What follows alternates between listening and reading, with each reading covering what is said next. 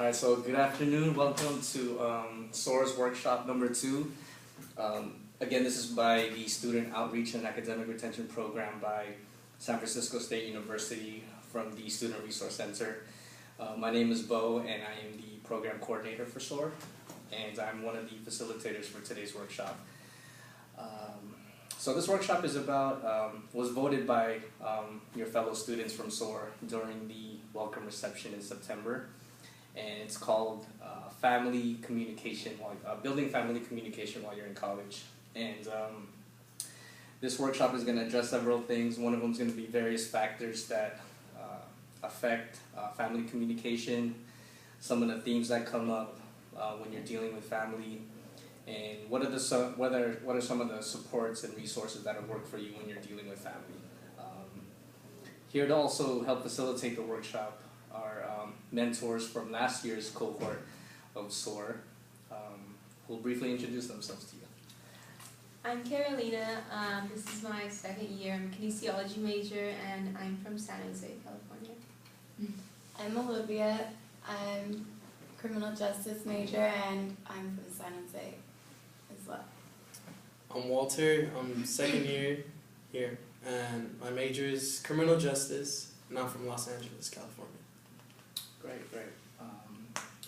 So our students come from various places in the Bay Area and in SoCal as well. So this workshop in particular is going to be a discussion based where I'll ask a series of questions to our students, and you guys will bounce ideas off each other, and you'll build validation by relating to each other's experiences. And in turn, I hope you guys as viewers can take something from their positive stories and apply it to something that you might be going through. So to begin, I'll just briefly state, as far as building family communication, we've all been college students. I have too, and I still am. It's tough, building family communication, because being in college alone is a big transition, whether it's you as the student or your loved ones. So with that, it comes with different experiences, such as dealing with separation, being away from home, learning how to be responsible on your own. You're kind of forced to grow up pretty quick. So what are those challenges while you're dealing with families? So I guess I could begin with the question of going through your first year. Why do you think family communication is important? Well, when I first came down here, I was excited to get out of the house because my parents were strict. So when I was here, it was I was having a blast at the beginning, and I wasn't really being responsible, I guess you can say, as in communicating with my family, because they would communicate with me, and they'd call me, and I just kind of would answer the phone, but I never made an effort. And so that kind of let me know that I had their support, and it kind of made me realize that, I should kind of do something too, to kind of give back to our family and relationship that we have.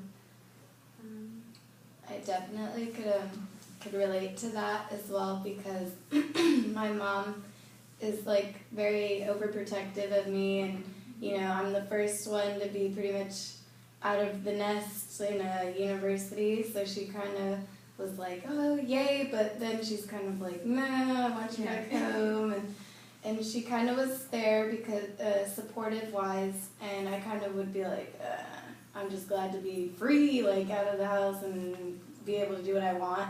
But then money-wise, I was just low on money, so she kind of was there to help me with stuff I couldn't support myself with, because finding a job out here was pretty hard, and she kind of, had my back as far as that, and communicating with her would ease a lot of stress as well.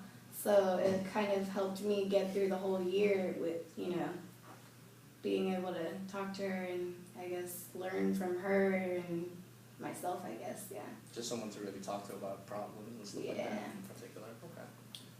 Okay. For me, family communication is really important in general. Yeah. But honestly, my mother sent me here. She forced me to San Francisco. Okay.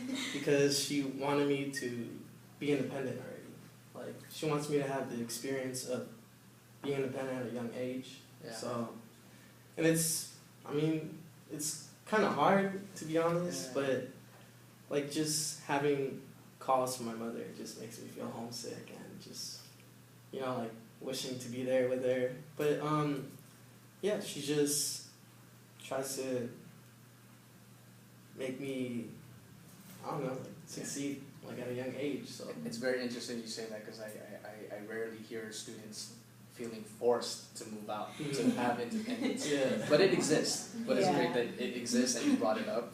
So how did you feel as far as you felt like you were being almost kicked out of the house to be I forced mean- to grow up? It was harsh at first because, you know, I was leaving all my friends and Okay. all my relatives, but like just noticing that she did it for a reason, so Yeah, I have to understand that. that's great. Yeah. Yeah. And you guys are all experiencing being the first in your family to go to college. Mhm. That's a challenge in and of itself. So that's definitely a kind of story you need to tell your parents or your loved ones back home what it's like.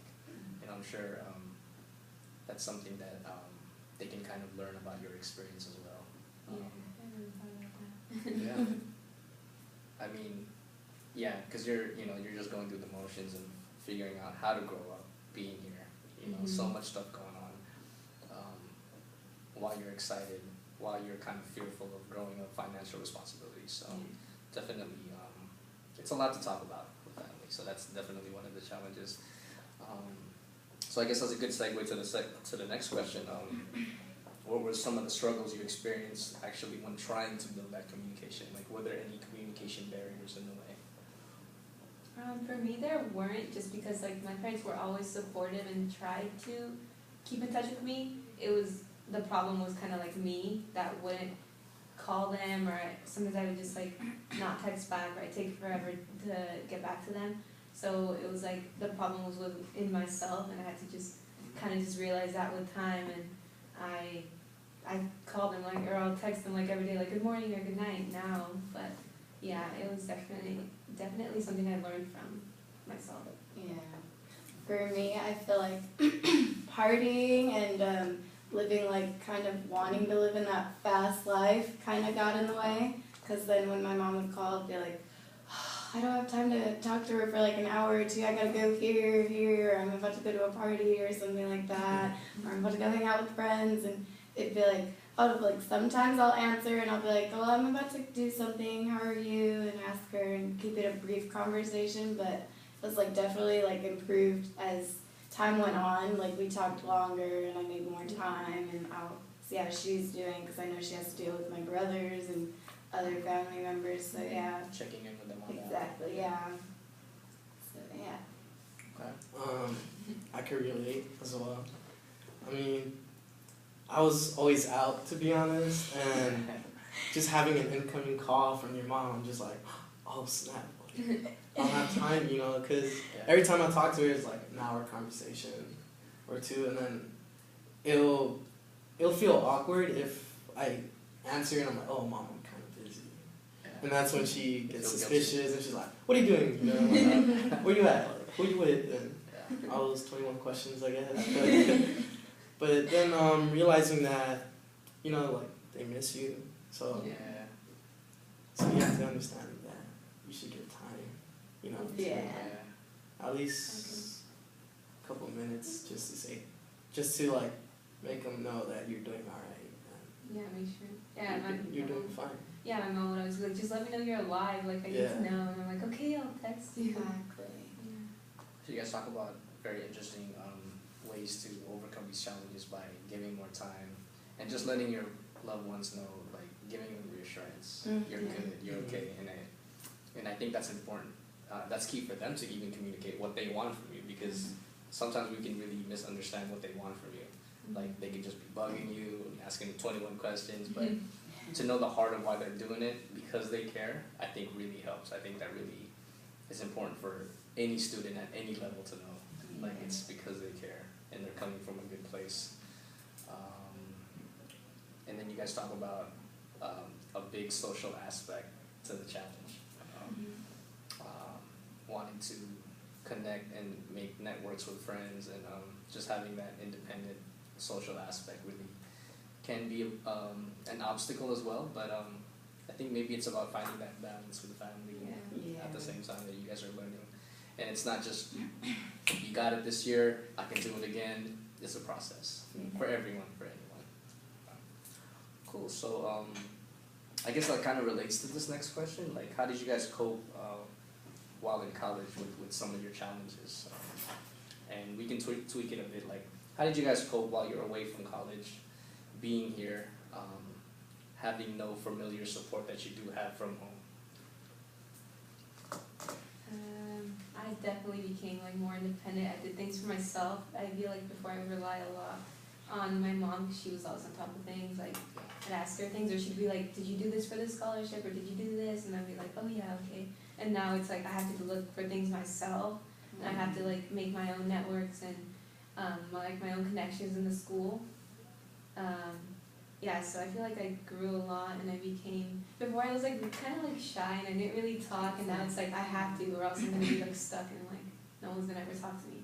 Yeah. So I became like less shy and learning to speak for myself. So like becoming less shy, is that because like challenges in school, like where you have to speak up, or? Yeah, and like making friends. Like it's not like I was a loner. Don't think I'm a loner. I had friends. It's just like I had friends because like in classes that I was in, but in college it's different. You know, you just get put in a class and everybody's kind of like doing their own things. So you have to make an effort to talk to the person and kind of like figure out how they are and like relate, and you build a friendship. So that it's like different from high school, I feel like. Yeah, like you're definitely more on your own, and everyone's kind of just like focused on what they're about to do, and you're going from class to class. I think like a way that I pretty much coped was more of like she said, socializing was a big thing, because then if you didn't socialize, you're kind of just like stuck doing things on your own, and you have to figure it out on your own. Independence, yeah, you gain a lot of independence, but you also like networking, socializing, all of that, it does play a huge role in having to cope, because then you figure out ways to like, I guess, ease your mind by, you know, you ask a friend, oh, do you know how to, you know, do something, or do you know where I can go for this and this, resources and stuff, and yeah, definitely the best kind of way. For me, is being responsible, to be honest. You have to keep up with your own work. You have to know, you have a lot of responsibility when it comes to homework, succeeding, I guess, but you just have to focus and just being yourself. Being yourself, can you elaborate on that more? Yeah, being yourself, like, just be who you are, like, just be honest with everyone so they can understand who you really are, instead of assuming the person. You know what I'm saying? Or assuming that they're gonna judge you. Yeah. Yeah, it's a pretty diverse school. Like, I feel like everybody's pretty friendly here. I think that's like one of my favorite things, that you can talk to someone who's just gonna be like, oh, cool, and they're not gonna be like, oh, you're really weird, or you know, I don't know. I feel like people are really friendly here, and that's kind of like whatever. Yeah. Easy I going. understand. No one judges you here. Yeah. That's what I like about it. And I think it's the students that make that positive culture. Being real, being 100% to people. You guys talk about effort as a big thing as far as being proactive and reaching out to people, making friends, and that's what relationships are about, making the effort. You guys touched on the social aspect in the beginning, but now you guys are transitioning into finding positive relationships, positive networks that can really be of help to you in your development in school. So that's definitely another social aspect. There's like recreational social aspect, but there's also like, you know, building your own kind of professionalism, social aspect to things. So it's good that at your experience in your first year, that's something you guys have to balance for any group too. And being responsible, definitely that's key. And that's something you can't really teach. It's something you have to model on your own. But you can see people doing it, and then you can kind of apply it in your own way. And who did you learn like how to be responsible for? Let's extend that statement as far as in the institution is concerned here at school. Just like my older friends, I guess. Yeah. Like just seeing them, like just remembering how they were back then, but now like they're already in college when I'm still in high school. Just looking at them, like how responsible they are, how they don't want to hang out as much because they have homework. Or, They'll tell you that? yeah, well, I have to work, I have to study. I'm like, oh, snap, all right. Yeah, like, wait, I can say no too, right? Yeah. So, Sometimes it's hard to say no to friends. Yeah. You know, but Peer pressure, just kidding. yeah, I mean, peer pressure is at all ages. You know, it's whoever has the power to do so. So it's tough. I feel like the SOAR program helped me with my responsibility because you Yeah. guys also gave a lot of workshops that could be applied to us as students and my family, because my mom kind of set the standard is you got to do this, make sure that you keep on top of that, and then she kind of left it at that, and then I would figure it out on my own, and that's where you gain more responsibility for yourself. Yeah. Yeah, I agree. Like the workshops you can apply them to yourself, especially because like we're brand new to the school. Like it was our first year, and Yeah. it was really helpful, and definitely like talking to our advisors was really helpful. Yeah.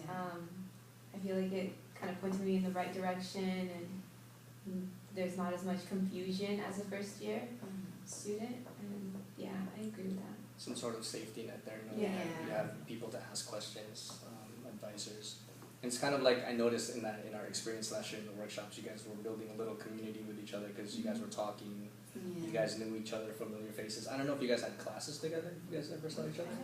we have. We did, yeah, Okay. but I didn't have one with her. Yeah. I had class with 2 other girls that. Okay.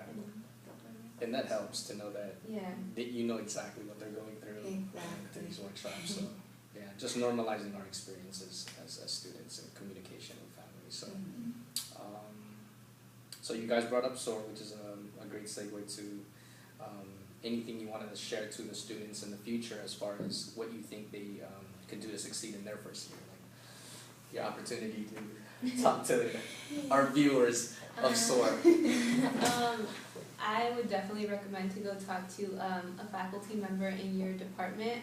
So like if you're a kinesiology major, go talk to somebody in that department, because it's really helpful. They kind of, when I went in, they gave me kind of like a paper that said take this class and had an arrow pointing to the next one and to the next one. So it's like that way you're not wasting time and money on taking classes that you don't need, and you kind of move through faster and you know what you're gonna take. Exactly.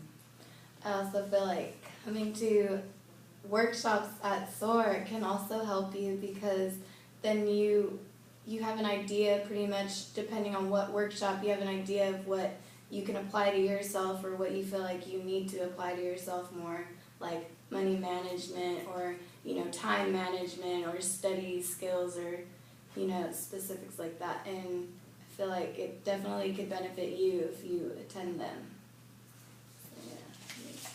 So, Just talk to advisors. Just if you need help with anything that involves school, classes, your grades, just talk to them, and they just give you good advices, and they know what you're doing. I mean, they know what they're doing, so yeah. Kind of having that trust factor Yeah. with advising, with workshops, with faculty advising. Yeah, definitely. So we'll transition into summarizing some of the important things we talked about. So as far as why is family communication important, you guys talked about, because you're dealing with excitement, you're dealing with a sense of independence, and you're sometimes being forced into it. Who do you communicate that to, and how do they understand that? So definitely letting them know what you're going through is important. As far as what were some of the struggles with family communication, you guys talked about sometimes it was really on us to make that effort, kind of balancing your social aspect here and reassuring your family that you're okay at the same time is definitely a challenge. And how did you cope? Some of you guys talked about finding positive relationships, positive networks, and being responsible, definitely, is key. And yeah, you guys talked about your suggestions, attending workshops, attending faculty advising, and seeing your regular advisor consistently as well, because trusting what they know that they can share with you. So I wanted to thank you guys for attending this workshop. I know you guys are watching it as a pre-recording. To extend your participation to this workshop, I'll be emailing folks the directions on your reflections that you're going to be sending to your advisor. It's going to be just a 2-paragraph length on your reflection on what you learned and what are some of the challenges you're going through right now as far as family communication. I hope this video has been meaningful to you as it is to us as far as sharing our experiences. I want to thank our mentors, our students of SOAR last year, for participating and sharing your story to them as intimate as they are, because you guys built this trusting relationship, which is really great. And I think you guys are building this leadership quality as you guys are in SOAR, and I'm seeing you guys grow as a group together. So just keep up the good work. You guys are students as well in your second year trying to navigate. So yeah, they're here to be a support system for you as well. They'll be here for workshops and future events such as the closing reception party at the end of the year last year that you guys attended. So yeah, they'll definitely be visible and we'll be here, and we hope you enjoyed this workshop. Bye. Bye.